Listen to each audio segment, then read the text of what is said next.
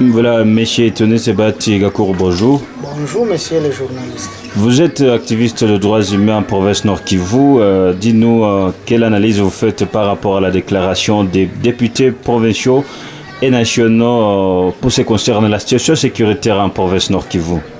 Je pense qu'on doit d'abord corriger, ce ne sont pas tous les députés qui ont fait une déclaration par rapport à la résolution pacifique du conflit en province du Nord Kivu. C'est une partie des députés et à ce niveau-là, nous considérons ça comme un manque de constance et puis c'est une frustration de leur part parce qu'ils sont caractérisés par le temps de siège, ils sont exclus et puis ils sont frustrés, mais à ce niveau-là, nous pensons que c'est le manque de constance qui a toujours caractérisé certains élus de la province de Nord Kivu.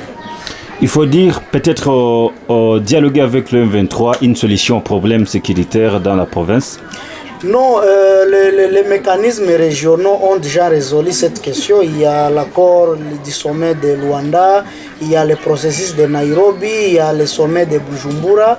Et puis je ne comprends pas comment les gens peuvent piétiner tous ces accords en prétendant proposer une résolution pacifique parce que les accords de Luanda et les accords de Nairobi et Bujumbura, ça vaut exactement dans le sens de résoudre pacifiquement la question de la sécurité en province du Nord Kivu, mais aussi ça ne demande pas que le président de la République ou les forces armées de la République démocratique du Congo puissent croiser les bras pendant que le pays est en train d'être attaqué. Et donc la déclaration de ces élus, c'est d'innocence à notre niveau.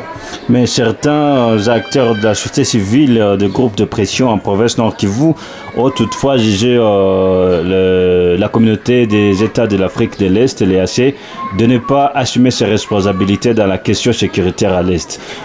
Vous vous appuyez sur quoi pour déterminer la résolution des conflits juste en province Nord Kivu sous le biais de l'EAC, M. Tonest? Le problème à ce niveau-là, c'est parce que les sommets et les accords se tiennent comme nous le savons et se terminent comme nous le savons et donc ils ne sont pas mis en application depuis qu'on a demandé aux terroristes M23 et leurs alliés rwandais RDF de se retirer des positions qu'ils occupent. Ils ne l'ont jamais fait et puis c'est à ce niveau-là qu'on constate que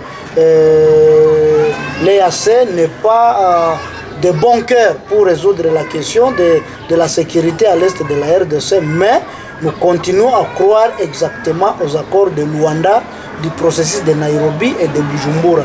Et autre chose, venir commencer à demander aux gens de résoudre pacifiquement la question sécuritaire, c'est aller à côté parce que Luanda, Nairobi et Bujumbura, c'est toujours pacifique.